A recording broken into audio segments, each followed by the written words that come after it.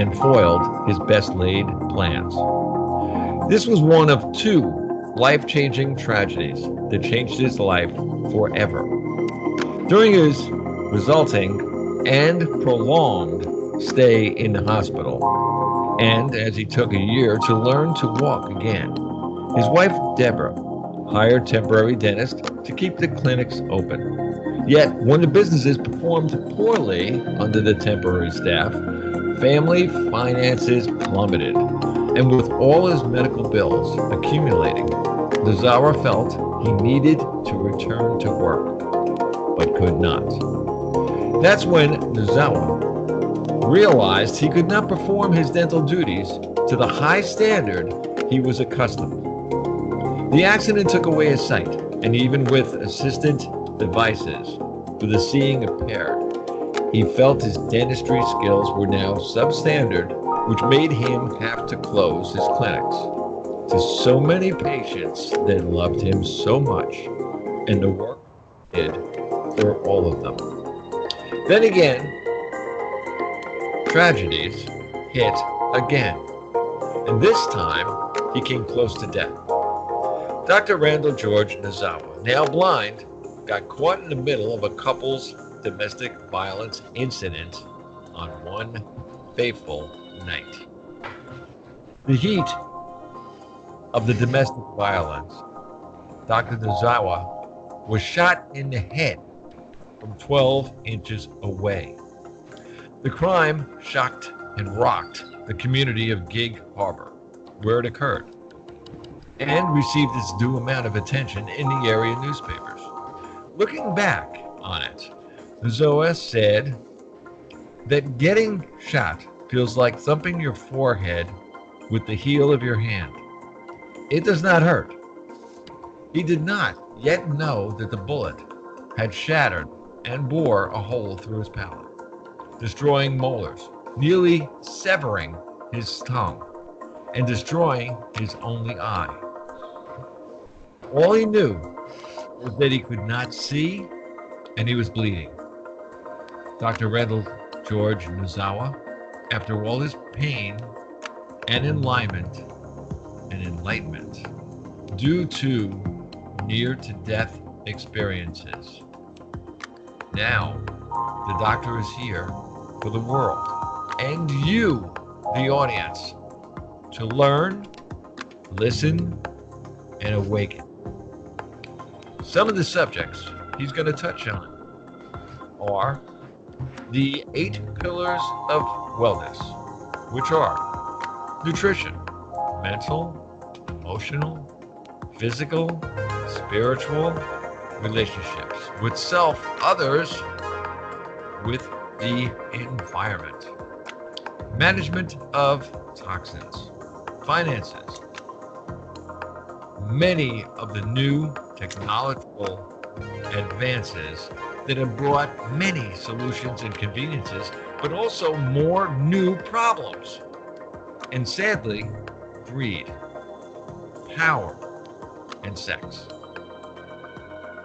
Food that's no longer fresh from the earth and our water has been hijacked and contaminated by the big agricultural businesses or chemical companies like the ones we know about, and poisoned with herbicides or insecticides and antibiotics, petroleum products stored in chemical bleaching plastics filled with illness-causing GMOs and used as a political fodder to control humankind, infecting us with diseases and making us beholden to the pharmaceutical criminal racket.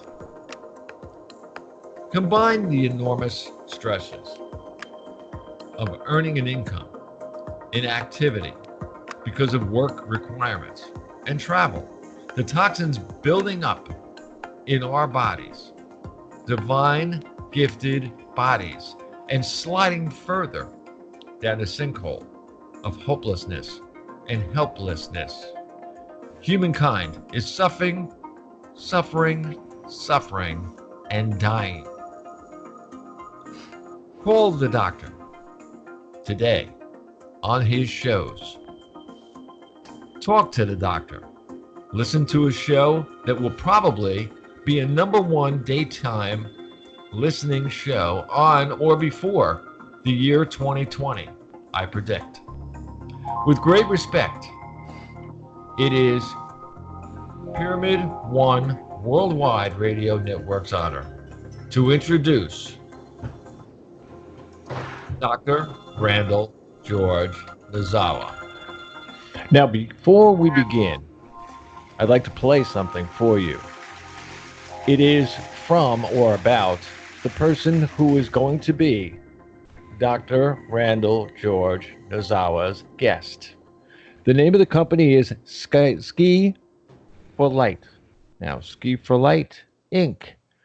And you can go on the website just by going to www.sfl.org. And it goes this way. Ski for Light Incorporated is an all-volunteer, non-profit organization founded in 1975 based on a Norwegian program begun in 1964, and the ties to Norway and Norwegian culture remain strong. The mission of the organization is to teach blind, visually, and mobility impaired adults the sport of classic cross-country skiing. Each year, Ski for Light Incorporated conducts a week-long event that attracts upwards of 300 skiers and guides. The event is held in a different location each year, from New Hampshire to northern Michigan to Colorado and to Alaska, to spread the Ski for Light philosophy and idea to as many people as possible. Bonnie O'Day, skier from Alexandria, Virginia. I had never participated in outdoor sports, even though I grew up in Minnesota. I never felt like that was really a possibility for me. Holly Schmaling, guide from Delafield, Wisconsin. This is a recreational group. If you want to race, that's great, but you don't have to be a racer to come to this group.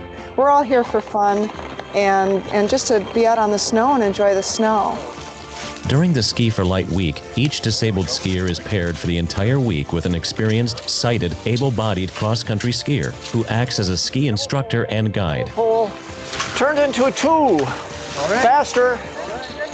The disabled person skis in tracks or grooves in the snow, while the guide skis in a parallel set of tracks.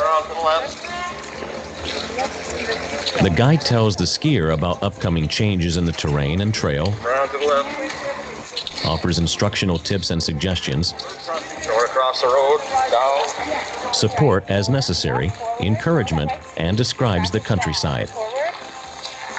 Excellent. We're going to go a left curve, follow your left edge. Scott Mccall, Vice President of Ski for Light, tells about his experience with first-time guides. The guides that I've talked to over the years say that initially they came here, they didn't know much about Ski for Light. They may not have ever met a blind person before, and they thought they might be going to do something for people that are blind. Early in the week, they realize that they're coming to do something with people that are blind. The visually and mobility impaired adults who attend each Ski for Light week come from all over the U.S. and from several foreign countries. Many of them come to Ski for Light with a desire to become more physically active and fit. Again, Bonnie O'Day. One thing that I'm really interested in is staying aerobically fit and allowing myself to get enough exercise so that I remain healthy. Judy Dixon, skier from Arlington, Virginia. People who don't see, people who have mobility impairments can get outside and move around and play and have fun. That's an amazing part. Okay. Yeah, to your right. Right. And we are going to hear a lot about that. Dr. Randall, good evening. Boy, another wonderful day. I get to hear your voice. What a great promo. And boy, that Ski for Light stuff, what a great deal. And I actually attended one of their international gatherings in 2017 in Granby, Colorado. And it was fantastic. I had a solid week of skiing. I had a great guide, Marvin Luber, and he's from Nebraska. What a great guide he was. Enjoyed the facilities, well put together, great food, met so many wonderful people from all over the world, and boy, from all over the world. And we had such a wonderful time. And for the blind, we were, for that week, just so free, because we got to glide on the snow. We had great guides. It was well organized. It was a fantastic time. And there are skiers that are also have different levels of paralysis that skied, and they were called sit skiers, in which they were put on one ski, and they had these little mini ski ski handles where they could propel themselves. But it was just a wonderful event, wonderful gathering, so much camaraderie, and you make a lot of friends at these gatherings. And like I said, they're from all over the world. But that was then. And what the show today is going to elucidate more on Ski for Life, because it's just an incredible organization, and what service they provide to so many people. But I'm going to introduce to you today is their vice president and a board member. His name's Tim McCorcle. He's a native Alaskan, and just become a wonderful friend and a mentor, to me. And I look up to this guy, quite a bit.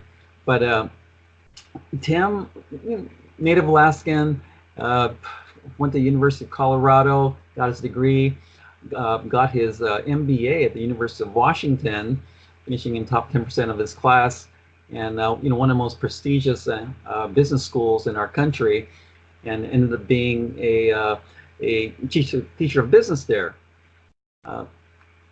What you don't know about Tim is that, like me, he's blind, but his was genetic. It's called retinitis pigmentosa, and he knew at a young age that he was going to go blind.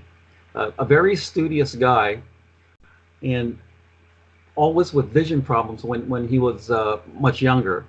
Okay, and he found a letter on his dad's desk one day, and it was not open and addressed to his dad, and it was from his eye doctor. He wanted to know what was up with him, so he opened that letter and found this long term called retinitis pigmentosa. And being the studious young man that he was, he looked it up. And what he discovered was this genetic type of, I guess you could call it an illness or soon to be impairment, eventually would lead this young man to become blind. He didn't know when. So this is what's sitting in the back of his mind, and he progressed on in development, with his friends in Alaska, and as his eyes slowly started losing its sight. But in the meantime, he finished his degree in Colorado, at the University of Colorado in Boulder, and then finishing his MBA degree at the very prestigious school in Seattle, Washington, and getting his MBA and becoming a teacher. Well, he tells the story much better than I do, but he became blind, and with that, a new change in life and a new life, and since then, just become a leader in two different type of organizations, as well as in the private business sector, and someone I look up to, and the kind of leader in life that just does what he does, and we all admire, because he takes control of the situation, adds just to any kind of group event, and as a vice president of Ski for Light, involved in the organization type of requirements that get people from all over the world to come to the United States and to have a wonderful week of camaraderie and skiing. And this year, or in the 2020 year, it's a totally different venue and location, and this time it's in Casper, Wyoming. And I'll let Tim take it from here. But Pyramid One, this is Tim McCorcle. Hey, Tim. Hi, Randall. Thank you, and thank you very much for the wonderful introduction. Well, you're a dear friend, and like I said, I just look up to you so much because it's well, being in this blind community, and you and I didn't really choose it, but here we are, right? But I got to meet you at blind school in that's what we call the Orientation and Training Center in Seattle, and yeah, we and Tim, it was this month in 2008, if you can believe that. How time is ticked on by. But can you tell this audience, and you're talking to 138 countries now, about when you found out about what retinitis pigmentosa was, and your trek through University of Colorado, then University of Washington, and to that time in that I-90 tunnel. Because I think that was just one of those defining moments. So tell that story. Well, learning that you're going to go blind, to learn that you have this disease. I was 10 years old, and I didn't really understand it, other than my parents wouldn't let me go outside at night or in the dark. And in Alaska, it gets dark early in the fall, so I was, I was frustrated. And then I tried to play a lot of the sports. I love sports, and a couple of times when I was playing baseball, I remember playing left field and seeing the ball, not seeing the ball, and then suddenly it would hit me in the face. And that happened another time a year later, and that's when I finally realized baseball wasn't going to be my sport. But it kind of foreshadowed a lot of my experiences, that as my vision declined, I had to make conscious choices about the activities I might still want to do, but it was becoming increasingly difficult to do them, either at a level that I would like to do them or safely. So eventually, as I went along, I played basketball until they used like to say man you ball, and I could either see the ball or the man, but not both, or I would continually run into people, and that got to be frustrating. And so one thing I did find, though, when I was in my young grade school years, I did learn how to ski, and it was challenging. This was downhill skiing, and but I wasn't nearly as good as my peers. And when I discovered, as I wore glasses all the time, and it was cloudy or snowy out, I really couldn't see the snow, the difference between the ground, the sky, or the bumps. And if I was lucky, I could see the trees, but sometimes I had encounters with those. But it was one sport that I kept doing just because there's such an exhilaration to be on snow, to feel that sensation of gliding, to feel gravity tug you down, and as you get better and better, you're kind of working with gravity, and then it's takes you up into the mountains to the high places that you don't necessarily get to be in the summertime. And it also taught me that if you practice something and practice, and you have a passion for it, you can get better at it. And so I continued to downhill ski all the way through junior high and high school and into college, until finally I did have to give it up in my late 20s, because I had lost so much peripheral vision that I could see straight ahead, but I had a few circumstances where other people would come whizzing right by me, and I would realize they didn't know that I couldn't see them, and I couldn't see them. And finally, I had to make the decision that it was no longer safe for me to downhill ski. So I gave that up in my late 20s, early 30s. But also, going to college, and I was raised by my parents, and they made it crystal clear that we were going to go to college. Didn't matter what we were going to go study or where we're going to go, but we were going to go to college. And once I graduated from high school in Juneau, Alaska, I went to the University of Colorado, and I really didn't know much about college. I was pretty clueless, but I was determined not to fail. And through trial and error, and I had a couple roommates that were even more dedicated than I am, and they taught me how to study. And then I found a groove early in my sophomore year about just, you sit down, you work on the material, you start imagining the problems that you might be asked on the test, and you do the research. And then college never came easy, but I became comfortable studying, and the growth, the expanding of my, my world from growing up in a tiny little town in Juneau, Alaska, to being in Boulder, Colorado, which has a worldwide reach in terms of its student population. That was eye-opening, and I could just feel myself growing and growing. But even through then, I was continuing to losing sight, and so if I went outside at night, chances are I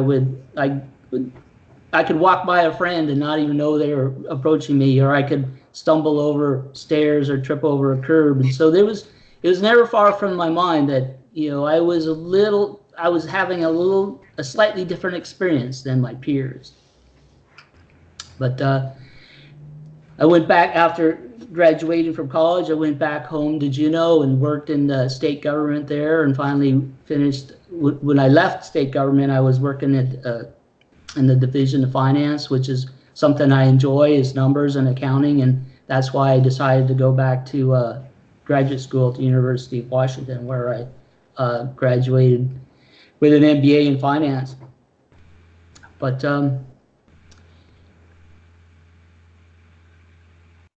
after the 10 years after I completed graduate school were the years in which I went from having sight, from when I could read a book, pick it up with my hands, to when I could no longer read it at all. And that was an experience that I knew I was going to lose my sight in theory. I just didn't know what it meant in practical terms. Well, that 10 years from 1994 to 2004 was when the practical terms became definite terms. But I continued to work. I was teaching for the University of Washington, an online course in the managerial accounting, and then I had jobs in a number of startups and a marketing services company that was quite successful by the time I left. And then when I met you at the Orientation and Training Center, I had come to the point that I realized I'd gotten about as far as I could as a blind person on my own, and I needed to reach out to the experts. And I'm sorry that there are experts in how to be a better blind person, but I am glad they are, because I needed to obtain the skills that would allow me to live the life I wanted to live. And that meant, learning how to read Braille and learn how to use the technology so I was no longer practically illiterate, and learn how to cook on my own so I wasn't afraid that I'd either burn down my apartment or injure myself. And I think one of the most important things was learning orientation and mobility skills with a white cane, because there's no adventure if you're just stuck inside your house. But to get outside your house without a guide dog or a sighted guide, you need mobility skills with a white cane. And that's what that was one of my most nerve-wracking activities at the OTC, but is also the one I cherish the most as far as the practical skills I got, because we had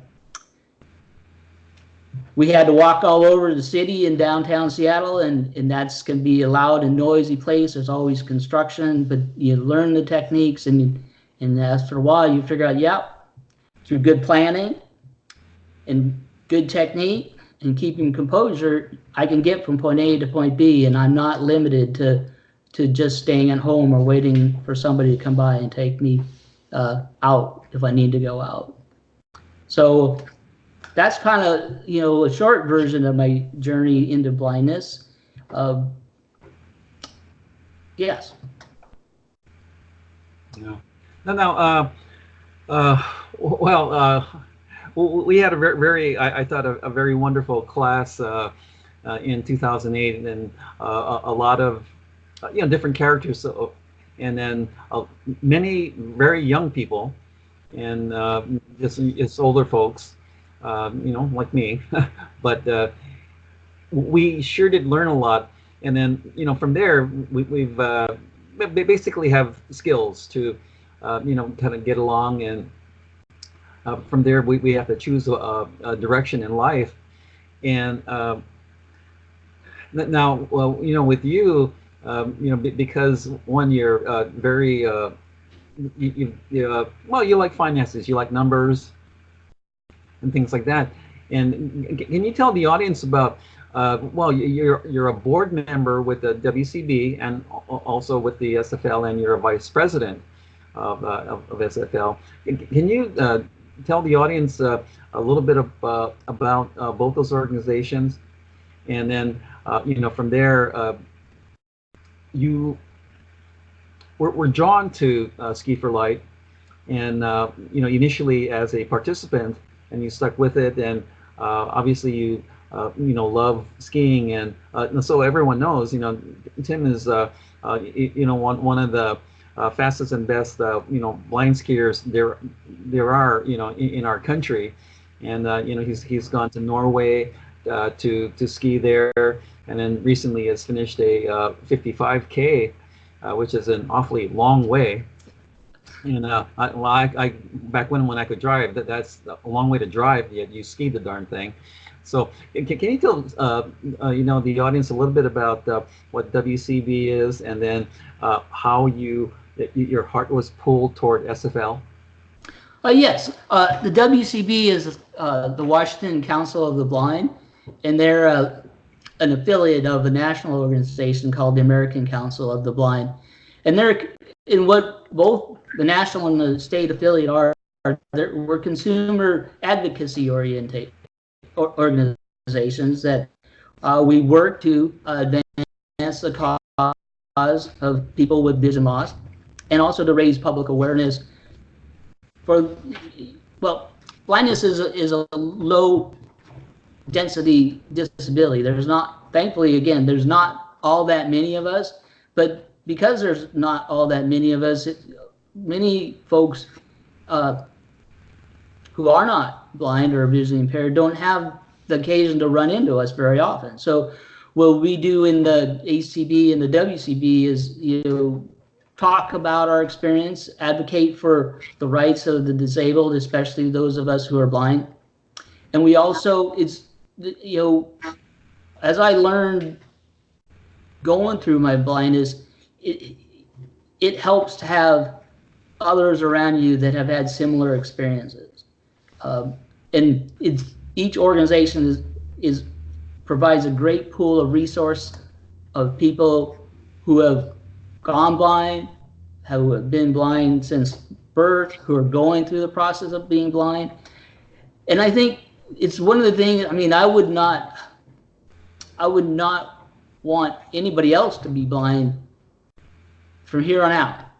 But one thing for me, going blind has taught me is that we're, as a human, as a species, we are wonderfully resourceful and creative. That's just inherent. That's how we got to be where we are. And by having lost my sight, I'm forced to rely on some of those traits that if I could see, I might not have to use quite as vigorously. And that, such as problem solving, such as being creative, such as reaching out to people for assistance when my pride in the past would not let me make the ask. Now, if I want to have a full life, I have to expand beyond what I define as my comfort zone, and that's beyond what I can see, and which is not it's nothing now. So I have to move beyond myself, and that's what an organization such as the Washington Council of Blind offers. It's a chance to work with a group of people or socialize with a group of people that have a common experience, but also provides an avenue to go beyond yourself, to find out what your skills are, how you contribute to the success of an organization in a manner maybe one hadn't thought was possible, either as they were losing sight, or maybe they never experienced the affirmation of being told they can do something. Well, that's what a consumer organization such as the WCB, that's what its purpose is. And I'm no longer on the board of that, although I still serve on the scholarship committee. Education is something that to me is so important. I mean, that's the only way, to me, it's the primary way to get beyond where one is. If one is it's just a way to move forward, advance oneself. So I'm passionate about working on the scholarship committee and helping other blind people, blind students, realize their dreams. Because if it wasn't for my parents helping me dream that I could have a college degree and dream that I could excel in academics, then I might still be in Juneau. And I love Juneau, but it was, that was not the place for me to live to realize my full potential. But the way I found Ski for Light is I had given up skiing as I lost most of my sight and eventually went totally blind. And then in 2011, unfortunately, my father passed away from pancreatic cancer, and I had a number of months when I was wallowing, sad that he was gone, and feeling sorry for myself and questioning, what was I doing? And I'd gotten out of shape. I wasn't really interested in working out or trying to find avenues for physical activity. But something within me just told me, man, Tim, Dad would not be happy if I let my dreams die along with him. And so I just got on the internet and looked up cross-country skiing and blind. It's amazing what you can find with just a simple Google search. And the first thing that popped up was Ski for Light. And as luck would have it, they were still accepting applications for the 2012 event. And I hemmed and hawed for a while, but finally I just remind myself, you can't have any adventure if you don't go outside, don't go past your front door. So I forced myself to send in the application. I wished the minute I hit submit, I wished I hadn't. And it took a while for me to fully embrace the fact that I was going to go skiing again, because I wasn't sure if I'd be able to pick it up. But it did give me the impetus to start working out again and getting in better shape. And the 2012 Ski for Light International Week was held in Provo, Utah, and I was paired with a wonderful guide who she was quick to understand what I needed as far as a guide, and we ended up working really well together. But the first day out, I fell a lot. I think I kept following, and it's like, I don't fall. This is not me. I thought I was better skier than that. But then I had to remind myself I had not skied in 12 years. But eventually, the second day, things were getting better, and I was feeling able to go through corners with setting my weight correctly and arcing through a corner and managing the downhills without it being terrifying. But at the end of the day, my guide asked me, she said, well, what are your goals for the week? And I really hadn't thought about goals other than just I wanted to reconnect with skiing, and I wanted to have some fun, and I wanted to do something different. But I started thinking about it, and over the course of the evening, and I thought about it, and then the next morning she asked me again. I said, well, let's try to do 100K this week. And she goes, oh, well, if you think so, we'll give it a shot.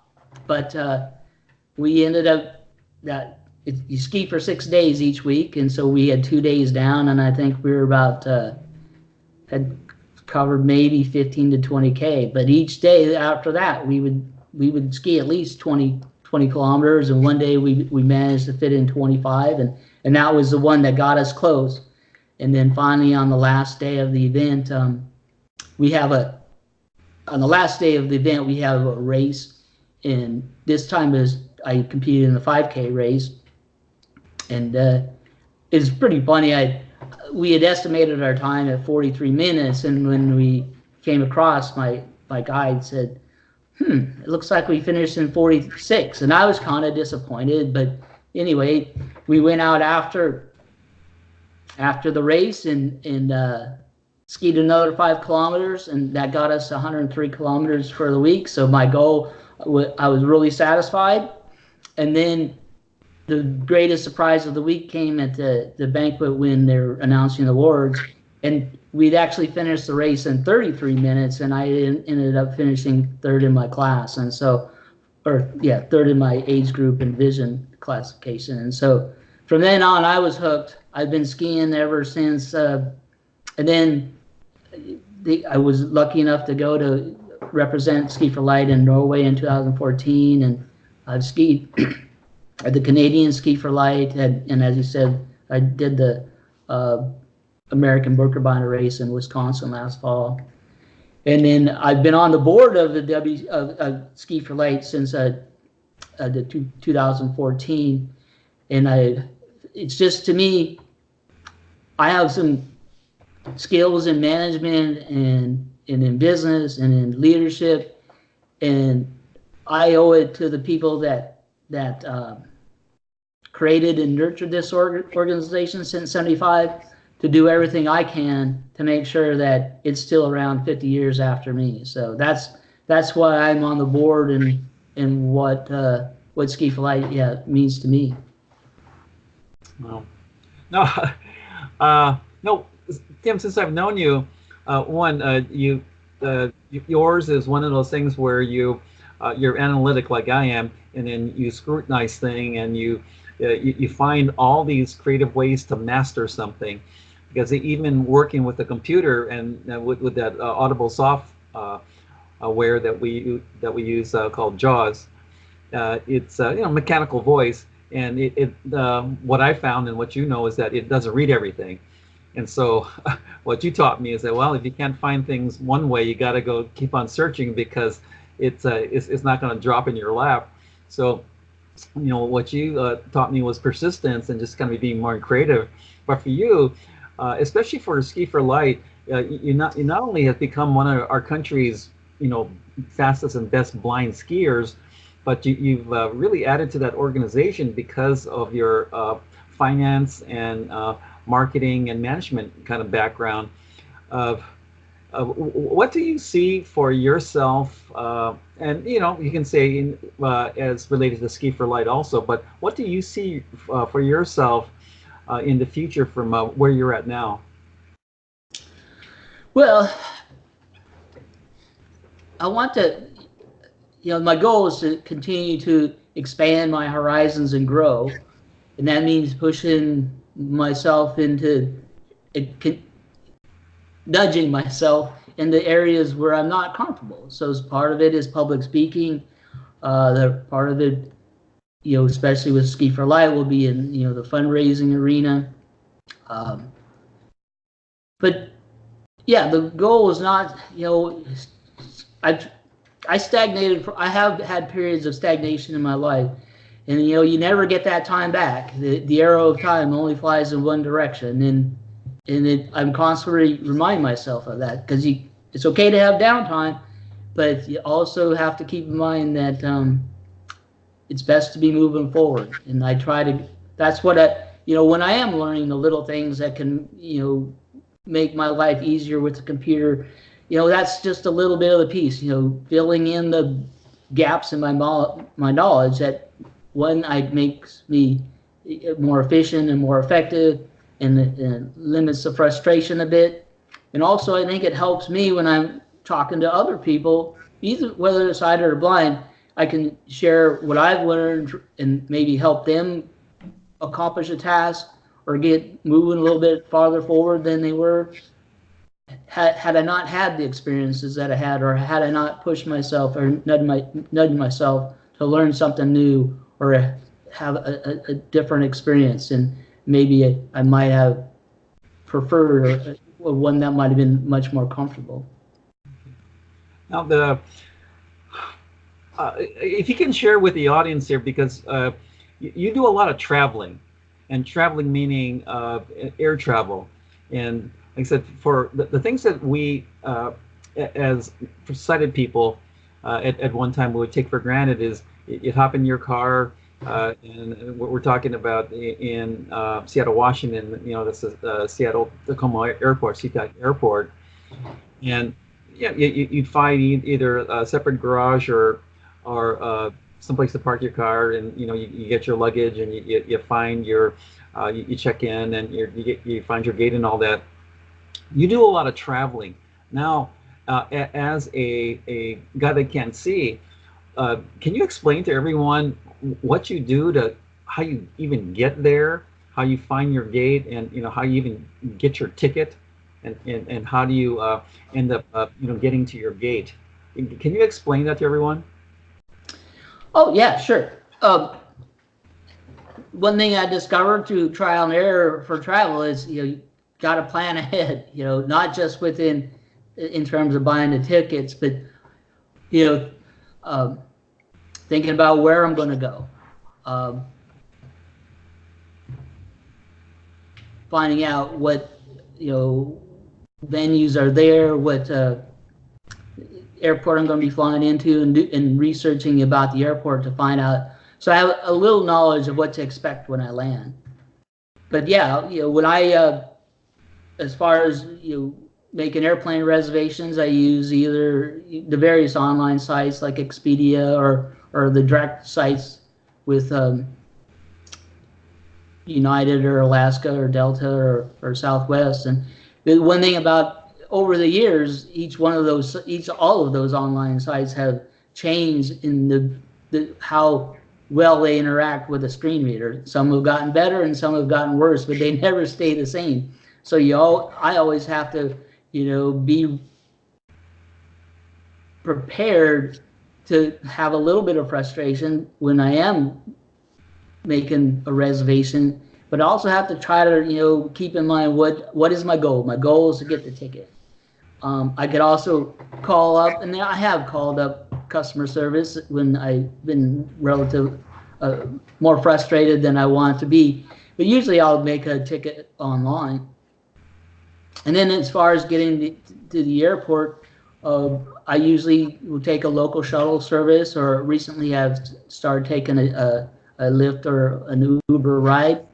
And then the fun begins once you get to the airport, because the shuttle drivers and the Lyft drivers, they can't leave their car for very long. So basically, and I understand, their responsibility. So they give me my bag, and if I'm carrying my skis, I'll put my ski bag over my shoulder, and I'll grab my bag, and I'll ask them, point me to the front door, and I'll go in the front door with my cane. And usually, you have to have a sense of humor about it, because I know there are people billing around me, but eventually, and I know, like at the Alaska Airlines checkout or check-in place, I know that area pretty good, so I can get in the direction I need to be going. But usually I will find a customer service agent on the floor, and they'll help me check in. And it always helps to have a sense of humor and to talk to the customer service person, because again, my goal is to get to the my departure gate as quickly as possible. And usually the best way to do that is to smile and talk to the customer service agent and let them know what you need as courteously as possible and share an experience with them. And I've been treated well. And then as far as getting to the gate, I usually use a airport meet and assist personnel, and they'll escort me to the gate, and we get through the TSA. But there is a lot of I prepare myself as far as doing the research on where I'm going, my gates, know all that in my head, have it all in my phone. I also, understand that the airports are busy, that people aren't going to just drop what they're doing to take care of me, but also try to make sure I stand up for myself and advocate myself, so I'm not just shuffled into a corner. And then it's just dealing with, being with people and amongst them, trying to meet them where they're at, share an experience with them, a smile, a chuckle, a smart a joke, and then move on your way. And it has worked out well for me. I've been happy and pleased. Now, I know you. I know how you train.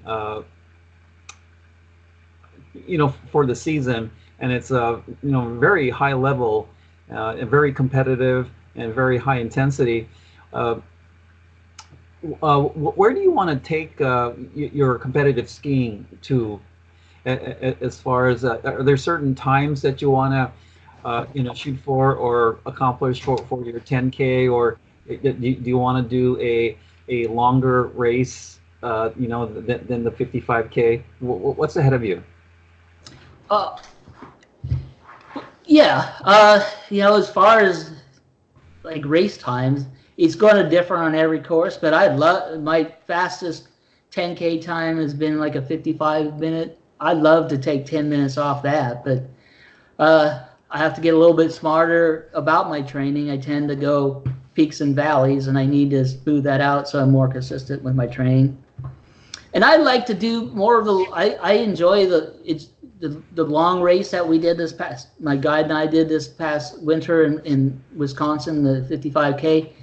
Those are kind of fun just because they're a big logistical challenge. They're also, you have to start training for them a long ways out. So it's a milestone event to try to accomplish. And then I did. Let's put it this way: I fell a lot in Wisconsin, which it happens. I didn't injure myself, but it ended up causing us to ski a lot slower than we had hoped. And so my goal is, I want to go back and ski that again and ski it much faster without some of the falls and travails that I experienced. But I also like to do some of the more the winter marathons, ski marathons. Like there's one in Idaho that is a 55K one, and there's also one in Winthrop, Washington, that I won't be able to do this year. But one of these years I'll ski that with some of my friends. And then last summer I ran a half marathon, and I think I'd like to just run a marathon. I'm not sure it'll be all that enjoyable, but it'd be one of those things, again, a milestone of that achievement, one you have to plan for and train for, and then manage the logistics. And I'd like to do that too, but right now I think I'm still getting better, and I can still get stronger and fitter, and I can definitely get smarter about not only how I train, but also how I ski. So just want to continue to improve. No, that's incredible. Well, no, since I've known you, you train in one way, and that's 100% all the time. And I think you need to the type of cycle that where you get some rest and recover, but you're like 100 miles an hour all the time, and then you don't quite listen to me anyway. So I listen to you. I do. I don't necessarily put what you advise directly into practice, but I listen to you. There's no question about that. But see, that's kind of like your what I've learned about you is your part of your personality, because yours is when you study or research, it's 100%, and you're totally, you know, locked in and geared in, and that's how you train.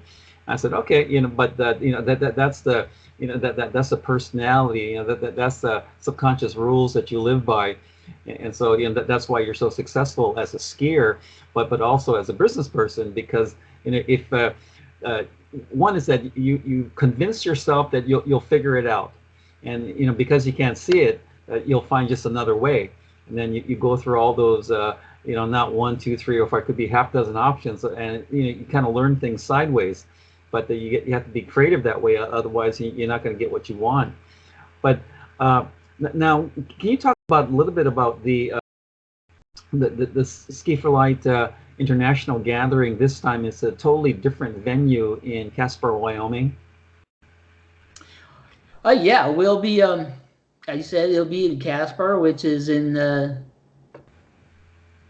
central Wyoming, in the Laramie Mountain Range. And we'll be skiing on Casper Mountain, which both the hotel and the ski area are new venues for us, which brings some planning challenges.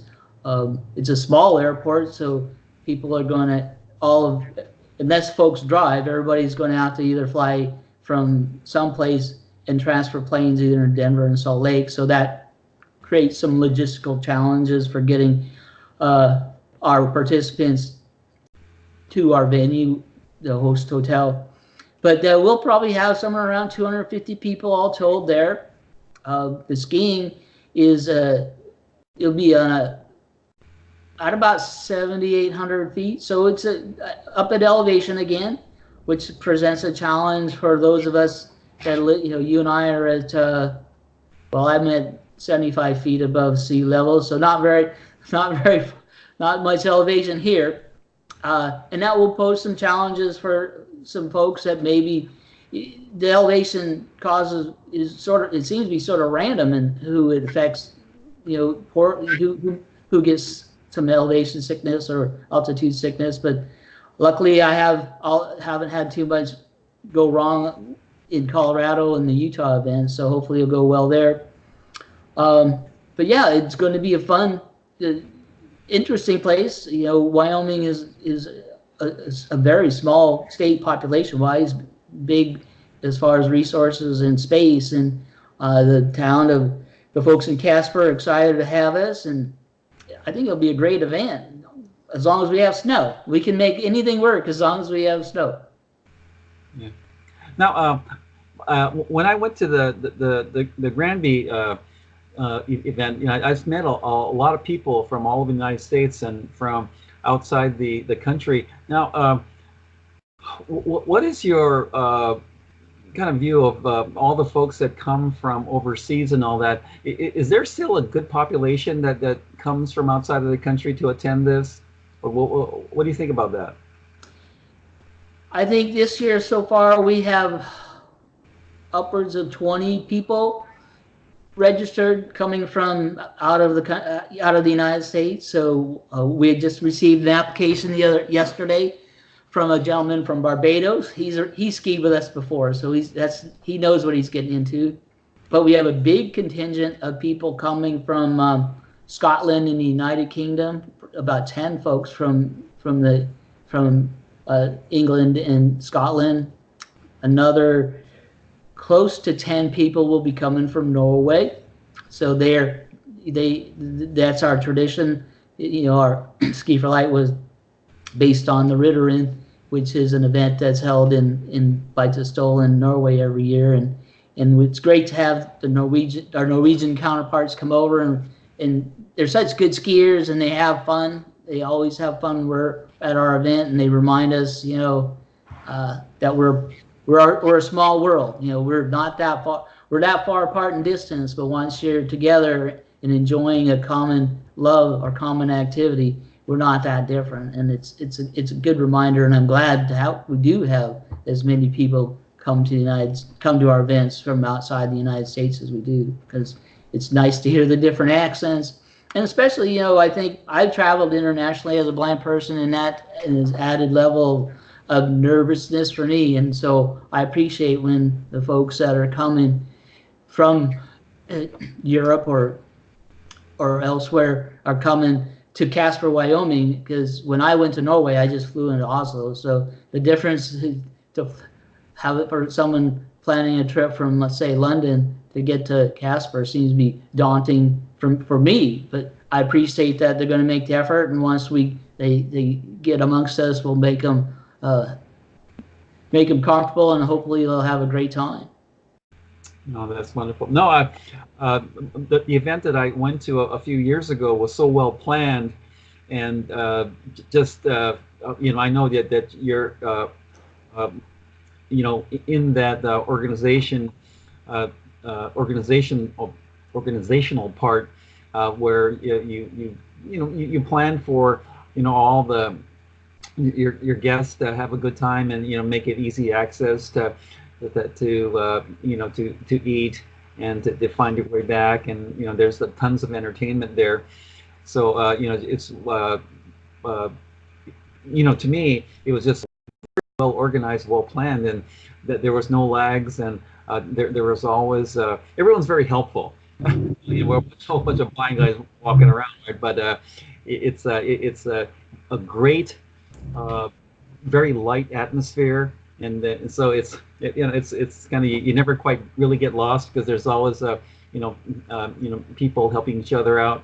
Now, Tim, for you, you know, I know that one, you're awfully creative and awfully imaginative. What's ahead for you as far as you know, for you personally, as far as I know that you've got some entrepreneurial, you know, type of aspirations, you know, here and there, and I know that you like to you know, create, or, you know, perhaps design you know, designing maybe a sports brand or ski brand of things. What's ahead of you in that way? Well, yeah, nothing is on the horizon as far as launching a startup, but yeah, I think a goal of mine to me would be to work with a sports equipment, or in a training, a group that trains athletes, because for me, just being active and healthy, and you know, the goal is to stay vigorous for as long as we can, and I would like you to, you know, like, ideally would be taking, you know, my organizational and finance and business background and combine that with a marketing team and some product development team, that we would come up with some great outdoor oriented or fitness related products that we could, you know, market and sell, that would have value, you know, that really would help the clients achieve their goals. So that's what I would see myself working towards. Okay, well, that's wonderful. Now, you've actually, as far as your relationship with Ski for Light, you initially, you know, went there as a participant. You know, now you're in the upper echelon of their organization, and I know they quite depend on you quite well because of your incredible computer skills and things. Now, as far as the participants go, are these mainly repeat folks that come from all over the world to participate, or are there? What's your take on all? If there's any a new contingent of people coming by, because you know, after a while, everyone, you know, gets older and kind of drops off. But as far as the generations to come, do you notice anything different in the populations that come to attend? That's a good question. Generally, every event we have somewhere between 25 and 35 first-time participants. So roughly 25% of every first-time visually impaired participants. So in some of, and not every one of those not every one of the first-time participants will come back the next year. So, but usually it's stable in the percentages of how many first-time participants are involved every year. There's there's not quite as many first-time persons. Well, that's not true.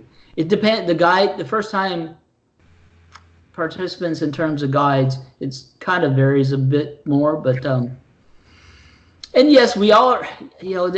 We're 45 years, so the people there's already that created the organization and nurtured it through the first decade or so.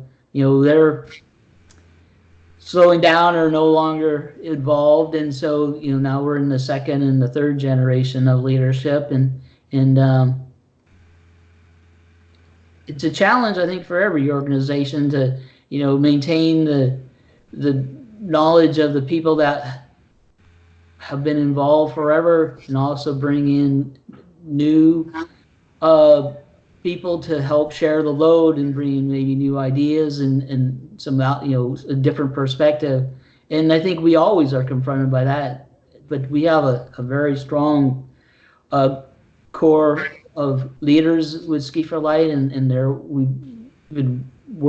they embraced me early on and welcomed me in as a board member and gave me challenges on the events that I've been involved with. And as I go forward in the organization, that would be my goal, is that to first of all respect and honor what has been achieved by the people that have been in the organization many years more than I have, or even came before I was involved, but also look out for the people, younger people, or even people my age, but who aren't necessarily involved in the organization at either a planning or a management or leadership level, and try to encourage them to become involved, and also find avenues for them to be successful so that they want to be involved and help grow or further your organization.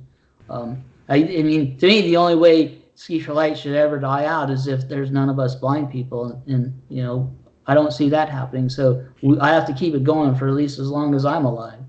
Oh, that's wonderful. No, I really thoroughly enjoyed my time, and was so well organized, and I had a great guide. Now, we kind of chatted about this briefly before, but real quick. There are a lot of there's a lot of blind folks out there all over the in our country and all over the world. Now, I know there's logistic concerns and all, but what do you and the leadership think about growing the contingent that comes over? Because I know that you said it might be every year might be in that 200, 250 range and all that, but the problems of more or less. What if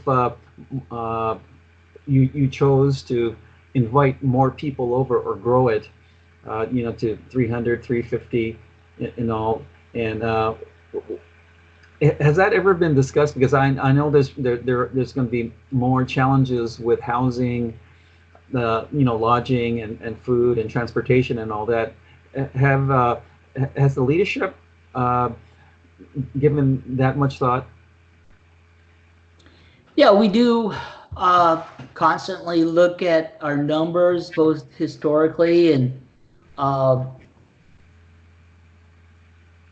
one of the problems we run into is not necessarily the ski sites themselves, but is finding lodging that can handle all of us all at once.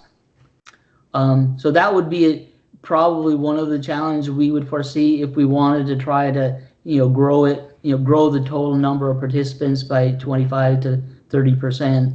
But we also understand if we stagnate, then we'll slowly dwindle, and it'd be a couple of us in a park. So we're not comfortable just saying this is what we are for now and forever. This is what we are right now, but we're always trying to imagine where we can do things better and where we might go in the future, so that we can remain vibrant and also meet our mission, which is like I say, skiing, sharing, and learning. And skiing is important, but it's the sharing and then the learning with each other that we try to keep in mind as we plan our future and our events. Doctor. Yes. Bring it home. I also want to remind both of you guys that all this information, and that is right now, it's on the blog, so everybody can get it there. It's in the chat room. Everybody can get it there with all the little links and everything else that you need to get into the actual website, Ski for Light. Very, very, very interesting website. I mean, I read the whole thing from one end to the other. That's how I came up with the video. I listened to the whole video. Thank you. The video is great. I mean, it really explains the whole program. Myself, I mean, it is the most probably. It's something that it just rounds out the humanness in a person, even when they're blind. Could do the same thing for somebody that's even can see at that thing. When you were saying, Tim, that you were falling down, I smashed head on into a tree. And I could see where I was going. Yeah. I mean, skiing is not easy. You know, I mean, it's not something that anybody can do. And if you do it and not see and still do it at the speed you gave before, 33, I think it was 33 minutes? Yeah. On that one ride. I mean, come on, man. You were booking. Yeah. It was like you were moving, definitely. These are things that not everybody can do, and the ones who can do it even better. Yeah. I mean, we all can do something special. That's what to me, skiing is about passion, and it gives me life. But I think there's something for everybody, and I found this, and I truly hope others can find their passion that will fuel them. You know, in the dark moments when they're bored or tired or not feeling well, they'll have some activity or some relationship that will fuel them to get moving forward and reach their full potential. And for me, this organization and the activity of skiing has got me moving again on realizing my potential. So, well, everybody, thank you. Everybody's listening. That number is www.sfl.org. Now, don't do what I did. I put down .com and I came out to some weirdo. I mean, it's like, don't forget it's .org all the time. Tim, where can we get in touch with you? Well,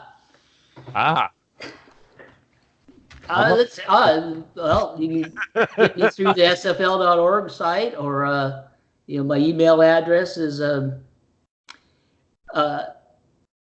mccorkletj12@outlook.com. There you go. And if you can't remember that, and I know everybody's listening and going, oh man, I got to write this down. If you can't do that, everybody knows the address, bobcharlesshow@live.com. I will definitely send him anything that you send me. So if you really want to get in touch with him and find out where or how or when you can be someone in Ski for Light, write, call, do anything. Get in touch with us. Communication is godlike. So go ahead and do it. Doctor, how do they get in touch with you? My email is mirabelle.nozawa@gmail.com, mirabelle.nozawa@gmail.com, or you can get me at you can call the Bob Charles Show. Oh, there you go. Doctor, get us out of here. Honor and pleasure to hang with my very close friend, Tim McCorcle, and someone that I so admire, and just one of those great guys in life who's a quiet leader and has done so much for other people. So thanks, Tim. Thank you, Randall. It was a pleasure, and it's my honor knowing you. We've learned a lot together, so let's continue it on. Well, there you go, guys. I want to remind everybody, these two guys that I'm sitting here and on this video feed, and I'm watching these two, and I'm telling you, these guys are giants in what they do. You don't know how big they are. I do. And it's an honor to be here with the both of them. Ladies and gentlemen, you've been listening to Pyramid One World Radio Network. God bless y'all. We're out.